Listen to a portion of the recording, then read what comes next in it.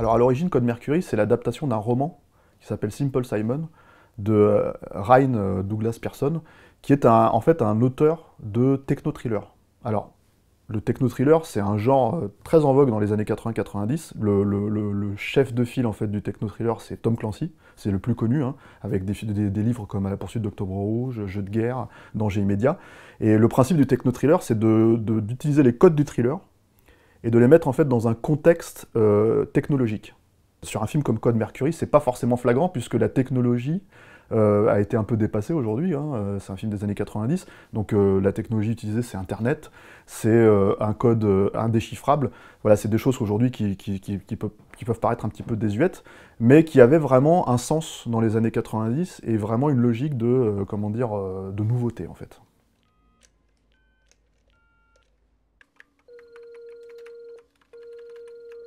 Félicitations, vous avez réussi à contacter le cerveau du puzzle. Pour avoir résolu un de nos puzzles les plus complexes, vous avez gagné un abonnement de 2 ans au magazine de votre choix. Laissez-nous vos noms, adresses et numéro de téléphone. Vous êtes un étranger. Ah, attendez, ici le cerveau du puzzle. Où avez-vous eu ce numéro? Puzzle 9. Qu'est-ce que vous dites? Qu'est-ce que vous dites? Vous êtes qui? L'idée d'adapter Simple Simon en fait, et d'avoir un nouveau type de techno-thriller au cinéma avec une nouvelle star, etc., c'était quelque chose, comme Bruce Willis, c'était quelque chose en fait d'assez courant à cette époque-là, puisque justement tout le monde courait derrière un petit peu le succès de À la poursuite d'Octobre Rouge, de Jack Ryan, qui a été d'abord interprété par Alec Baldwin, qu'on retrouve, c'est assez marrant dans Code Mercury, et ensuite par Harrison Ford en fait. Et en gros, comme ça a été des très gros succès, ce qu'on appelle des films pour adultes, des films d'action pour adultes, en fait, c'était comme ça que c'était considéré par les studios à l'époque. Bah, l'idée de Code Mercury, c'était vraiment de se dire qu'on allait adapter un film de ce genre-là au cinéma, quoi. Attention! Attention! Méfiez-vous!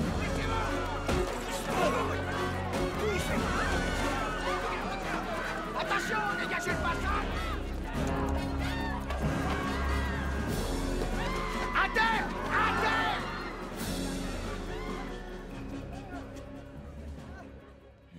Alors il faut savoir que c'est un pur film de studio, hein, Code Mercury, c'est-à-dire vraiment, en fait, il y a un package, comme on dit. C'est-à-dire l'idée, c'est vraiment d'attacher une star à un genre, le techno-thriller en l'occurrence, donc Bruce Willis dans le techno-thriller, avec un réalisateur. Le réalisateur, en l'occurrence, ça devait être Barry Sonnenfeld, qui était le réalisateur de La Famille Adams, et qui allait complètement changer de genre, en fait, en s'attaquant à Code Mercury. Il se trouve qu'il a été retenu sur Men in Black, qu'il n'a pas pu faire Code Mercury, et du coup il a fallu trouver un autre réalisateur à la dernière minute, qui est Harold Baker. Sorti de cette logique-là, ce qui est très intéressant en fait dans Code Mercury, c'est que Harold Baker, c'est un réalisateur qui fonctionne beaucoup sur les comédiens. C'est-à-dire vraiment, c'est quelque chose, il est connu pour ça, c'est-à-dire il est connu pour vraiment faire sortir des performances. C'est celui qui a fait par exemple revenir au cinéma Al Pacino dans Sea of Love, Mélodie pour un meurtre, alors à l'époque où en fait justement Al Pacino avait décidé d'arrêter le cinéma pendant 4-5 ans suite au beat vraiment et de la réception très très négative de Révolution.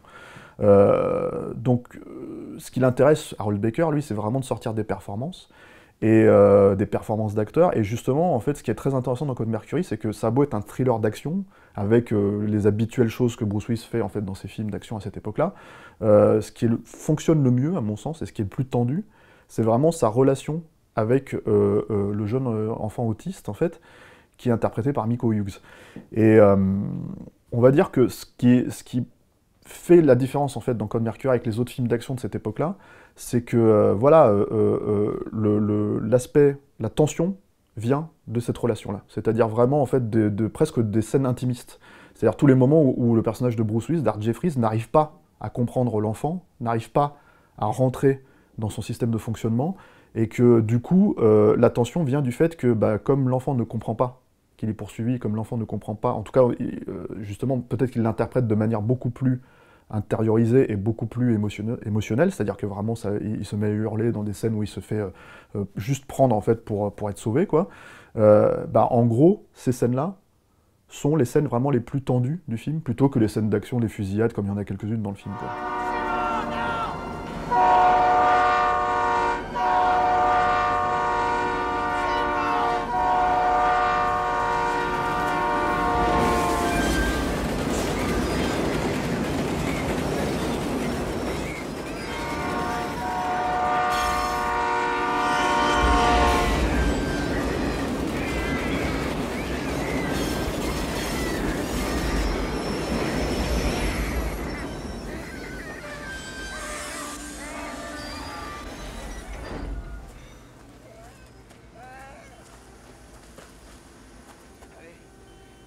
c'est bon.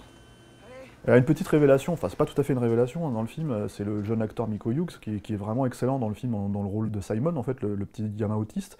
Il faut savoir que dans le cadre des enfants stars, en fait, des enfants acteurs, c'était une petite spécialité, en fait, les rôles complexes pour Miko Hughes, parce qu'il a déjà incarné un enfant zombie dans Cimetière, ce qui est quand même pas un rôle facile, parce qu'il avait 2-3 ans à peine à l'époque, quoi.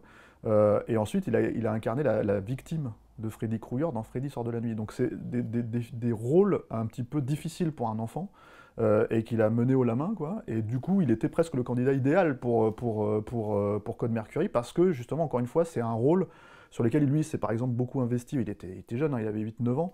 Et d'ailleurs, en fait, le film a rajeuni le personnage, parce que dans le roman, c'est un enfant de 16 ans, c'est un adolescent de 16 ans. Là, ils l'ont vraiment rajeuni pour en faire un enfant, pour, je pense, vraiment appuyer la connivence et l'idée même que le gouvernement faute en cherchant à tuer un enfant de 9 ans, quoi, pour la raison d'État.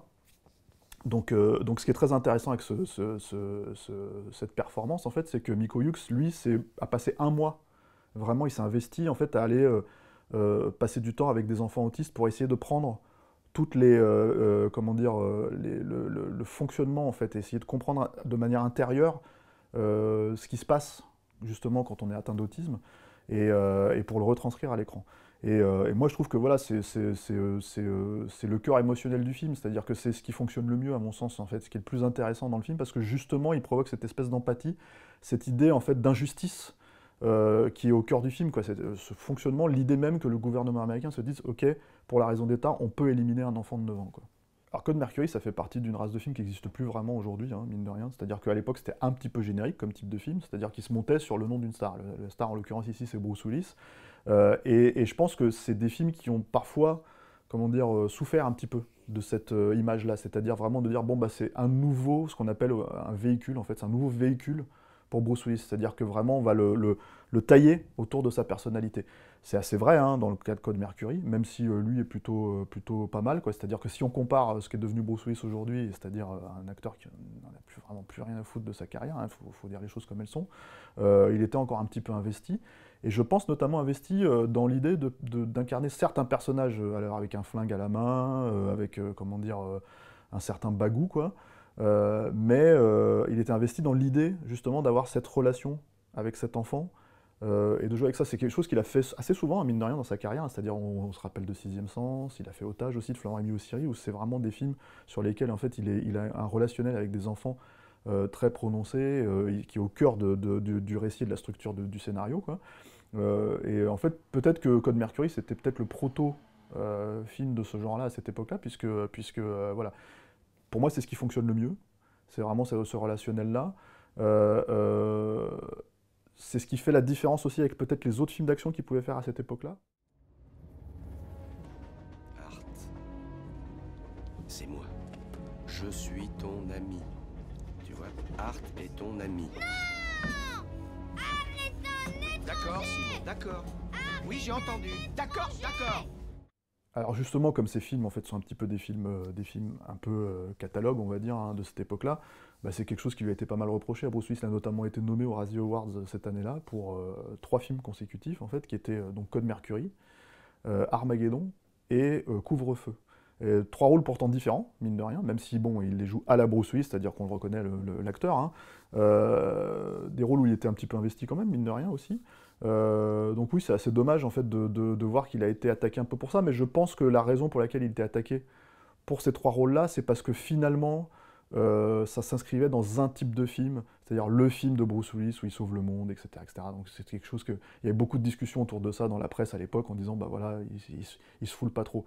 Et mine de rien, c'est un petit peu injuste parce que justement, il était un petit peu investi, il cherchait à faire des films pas forcément différents, mais en tout cas des films où il essayait de donner un petit peu de nuance à son personnage. Moi, je trouve que ça fonctionne plutôt bien dans Code Mercury, quoi. Livre le môme. Quoi? Le gamin. Livre le gamin au FBI. Toi, tu livreras le tien? Et enfin, c'est pas ton fils. Ouais. Maintenant, c'est le fils de personne. Parce que ses parents ont été refroidis par des vilains méchants. Tu te rappelles?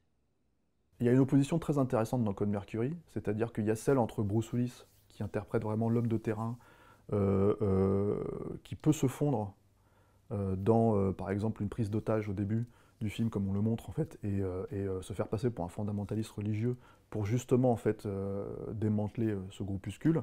Donc ça, c'est vraiment un personnage de terrain voilà, qui fonctionne et qui fait office un petit peu, même si c'est Bruce Willis, c'est une star et qui il est très charismatique, il fonctionne un peu comme un monsieur tout le monde, et c'est une opposition avec le gouvernement américain qui, pour le coup, le personnage d'Alec Baldwin représente un mondain, c'est-à-dire vraiment quelqu'un de très urbain qui fonctionne pour la raison d'État, qui est très suave, qui en fait fait des réceptions chez lui, très à l'aise en fait avec comment dire, tout l'appareillage politique, qui se plaint quand Bruce Willis vient goûter son vin dans sa cave, qu'il est en train de gâcher des bouteilles à 100 $, alors que justement il n'a absolument aucun problème à tuer un enfant de 9 ans pour la raison d'État. Et vraiment cette opposition-là, elle est assez intéressante parce que ça dévoile une vraie critique du fonctionnement potentiel du gouvernement. En fait, c'est dans la logique du techno-thriller aussi, hein, c'est-à-dire que vraiment le techno-thriller, ça questionne en fait le fonctionnement du gouvernement. Et le film le montre plutôt pas mal parce que justement il y a une opposition aussi entre les décors finalement qu'on voit, c'est-à-dire ça se passe dans la ville de Chicago, et par exemple la maison de la famille de Simon, en fait c'est une maison très modeste, c'est des gens très modestes en fait qui se font tuer par le gouvernement, presque pour rien, juste parce qu'en fait l'enfant a décrypté ce code en fait qui coûte 2 milliards de dollars et qui risque en fait de tomber dans les mains des ennemis du pays, quoi. Et à côté de ça, voir en fait finalement les arcanes du pouvoir, c'est-à-dire vraiment cet argent, cette opulence. Je vous ai prié de ne pas secouer le vin. Vous savez, c'est étonnant votre sens des priorités. Ah, c'est mieux. Vous vous foutez pas mal de faire descendre un gamin, mais faut surtout pas toucher à votre vin.